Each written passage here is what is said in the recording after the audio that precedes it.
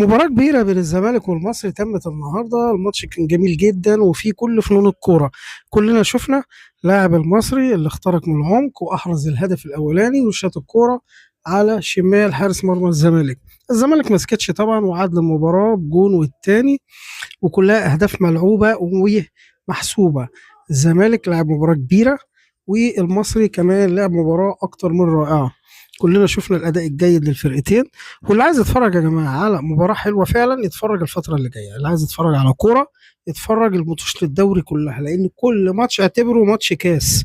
كلنا شفنا مباراة بيراميدز كسب ازاي 4-0، وهكذا اي ماتش الايام اللي جايه هتلاقيه ماتش شرس، لان كل فريق عايز يكسب، كل فريق عايز يعبر عن نفسه، كل فريق عايز يكون في المنطقه زي ما بنقول منطقه الامان. عشان كده بنقول ان المطوشه كلها تبقى مطوشه كؤوس. الزمالك بيفتقد شويه لمجهود النجم الكبير للاعب الحريف نجم خط الوسط محمد شحاته. اعتقد انه فارق شويه معاه في الاسيستات الحلوه اللي بيعملها، وبرغم تألق أحمد فتوح لاعب جميل جميل جدا بجد. بنحب الكرة تجيله، لمساته في الكرة حلوة، ولو ركز أكتر وأكتر في الملعب هيبقى أحلى وأحلى.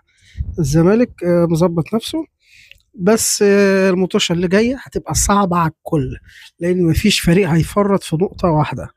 إن شاء الله الكرة المصرية تبقى الأفضل والأحسن، خصوصا الأيام اللي جاية.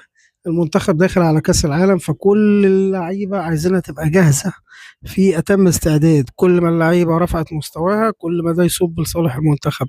عايزين المنتخب يشرفنا زي ما عمل كده في السعودية، والمباراة الكبيرة اللي عملها في أسبانيا. بالتوفيق لكل الفرق المصرية. شكرا لكم والسلام عليكم ورحمة الله.